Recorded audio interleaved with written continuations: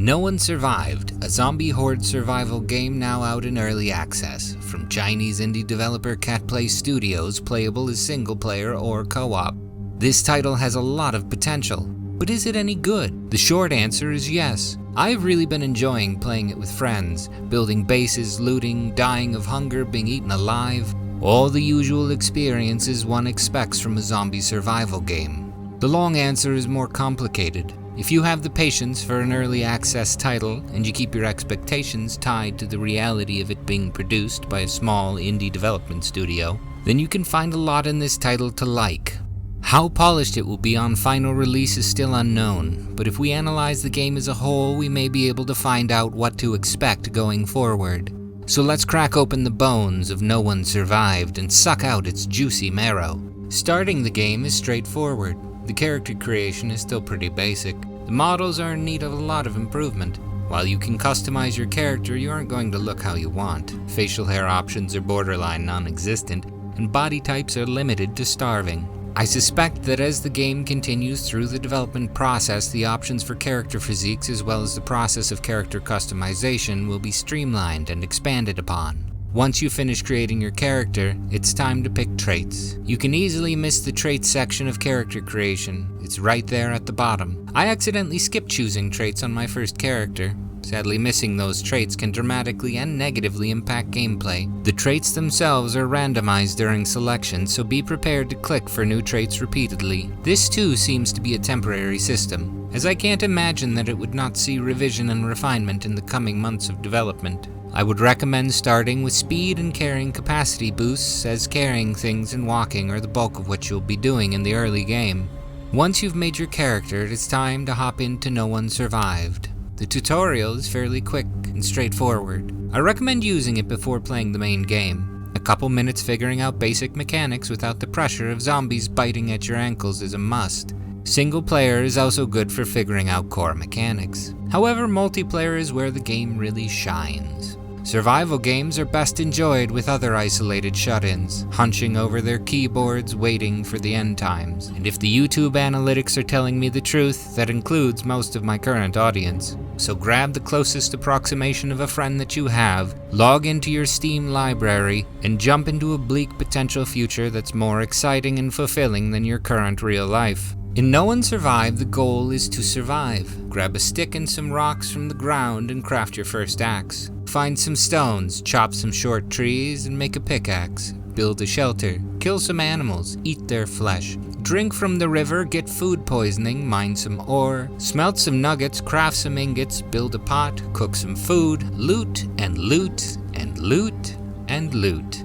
Fight and kill and starve and die. In order to make it in this brutal apocalypse, you need to understand the world in which you find yourself. So let's go over the list of things trying to kill you. The 4 enemy types are zombie hordes, raiders, animals, and falling trees. Every few nights, depending on your map settings, a zombie horde will come and try and break all of your stuff, including your body.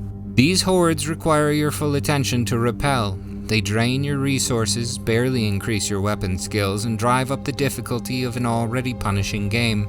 I would say the brutal nature of these attacks represents No One Survived's best attribute: its constant grinding difficulty. The horde attacks are best repelled with traps. Zombies have a vertical leap of up to 80 feet, so walls do very little, and once you run out of ammunition, you'll get stuck in melee combat for the remainder of the night. The traps themselves look spectacular. Nothing beats the illumination of 100 flaming zombies charging into spikes on their way to nibble on your delicate human flesh. The combat in this game is very hit or miss, oftentimes quite literally. Uniquely, it's one of the few games I've ever played where the bow is fun to use as your primary weapon.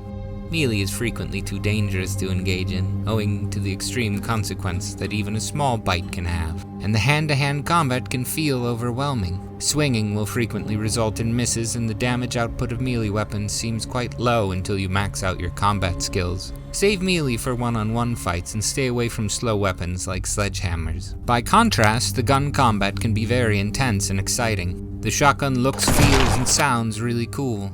A brutally efficient murder machine with satisfying audio. The shotgun is, and should be, the weapon of choice for any real zombie survivalist. Sniping is always a good time, but missing is common, and once you've alerted the zombies to your presence, you may wish to have a backup weapon ready for dealing with the stream of zombies that will investigate the source of your gunfire. Pistols are alright, but they do basically nothing unless you shoot the zombie in the head. Plunking a dozen bullets into a regular zombie is a waste of bullets, even 9mm ones. And bullets are hard to come by until mid-game, so ammo sinks are a bad idea. Unbalanced combat is an issue with most early access games, and thus not particularly surprising. However, the aggressiveness of the zombies coupled with the focus on landing headshots makes the combat exciting. Some of the larger enemies are so daunting that if you make the mistake of accidentally pulling one, you're almost guaranteed a horrible death. While No One Survived is very much a game still under construction and thus no single issue should be considered representative of the game's final form, it does face one significant in-game issue that does not feel like it is temporary. The resources that you will need to complete the next step in the game are difficult to locate. The various ores and crafting materials in No One Survived are all sequestered in different areas of the map. This means that you will need to travel almost constantly in order to fill out your tech tree and make progress on building up your base and defenses in preparation for a zombie horde attack. Walking around from place to place in order to achieve your goal can slow the game's pace to a crawl, and there are no clear indicators as to where you will find the next critical resources that you need to make progress. There are many arbitrary choke points in the game. Technology choke points, resource choke points, character skills choke points. Locking all those choke points behind exploring new locations would make sense if there were clues as to where you should head in order to find those resources that are needed to advance. At present, there is no clear way to deduce where those materials are. You will need to explore increasingly challenging areas and hope that you can survive the adventure, and the outcome of that exploration is frequently gruesome death. You can't even zoom in on the map or leave map markers when you find unique resources in an area. Hopefully this last point will be addressed going forward. Map indicators are a must.